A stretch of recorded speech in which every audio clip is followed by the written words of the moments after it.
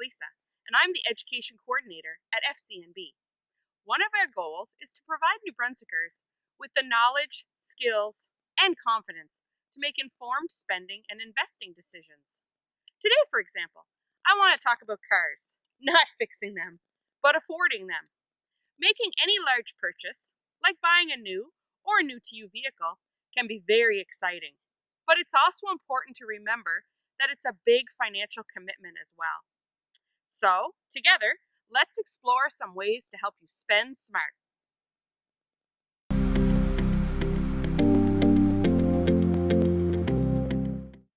As I was saying, buying a car could be thrilling. The freedom of the road, the wind in your hair, all the exciting features that are available. All this sounds wonderful, but when it comes time to make that first payment, you may not be fully prepared for the realities of such a financial commitment. The myth. Many New Brunswickers believe that there is a guaranteed 30-day return period on purchases, even when buying a new or used vehicle. This is just not the case. For instance, when you buy a car, it is yours and you become responsible for all the costs and repairs. As an example, if you get financing to purchase a vehicle and later that month decide it doesn't suit your lifestyle, whether you like the car or not, you are now bound to a finance agreement and are on the hook for those monthly payments. Making the purchase. It's easy to be persuaded by all the bells and whistles that are available on vehicles today. That is why it is so important to budget exactly what you can afford before signing the purchase agreement.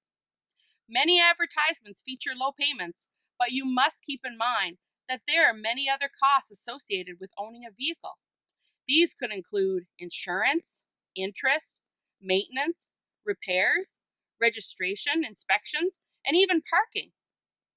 Another thing to consider is that these low payments being advertised are for longer terms, which can result not only in more interest paid overall, but also you run the risk of your financing payments lasting longer than the warranty or the car itself. You may end up having to still make payments, as well as pay for any repairs the vehicle may need as it ages. Always remember that although owning a vehicle does offer convenience, it also comes at a price. Do your research and consider all the financial implications involved before making your final decision. So, you've done your research and you think you've found your dream car.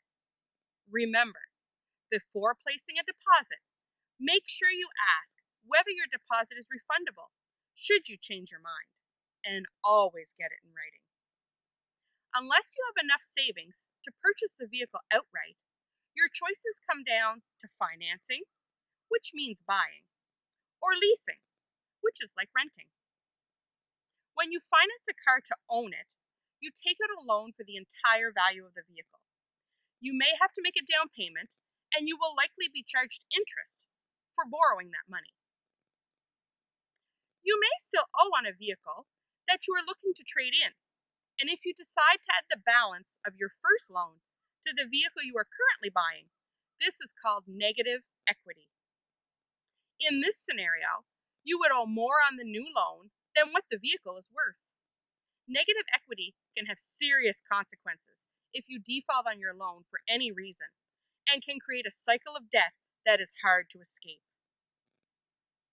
A lease, as I mentioned earlier, is more like renting a vehicle. Make sure you look into all the financial obligations that come with a lease before you sign on the dotted line. It can be extremely costly to end a lease early.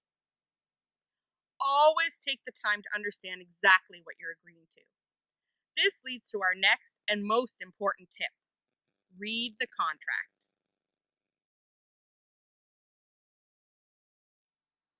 With any major purchase, like leasing or financing a vehicle, it is important that you understand and review the contract document. For example, when you borrow money to buy a car, the overall price increases. When financing, on top of the cost of the vehicle, you will also be paying interest, along with additional finance charges. How much does it really cost? To make a truly informed decision, you need to understand what the grand total will come to after all taxes, fees, and financing charges are included. Don't be swayed by the sticker price or a low monthly, bi-weekly, or weekly payment amount. Remember, don't fall into the trap of considering only the amount of each payment. Sure, that's an important piece of the puzzle, but you also need to consider what your financing will cost you in the long run. And finally, don't feel pressured into signing a finance agreement on the spot. Take your time. Make sure you understand the financial and legal obligations before you sign. This may require you to reach out for professional financial or legal advice. And always make sure you share accurate financial information and review your application before it's submitted for approval. Once again, after you sign a contract, you're likely locked in, whether you read the fine print or not. And best practice is to keep a copy of all your financial agreements in case you need to access them. I hope this helps you with your financial decision making for your next big purchase. And remember to visit us at FCNB.ca for more information, resources, and tools to help you spend smart.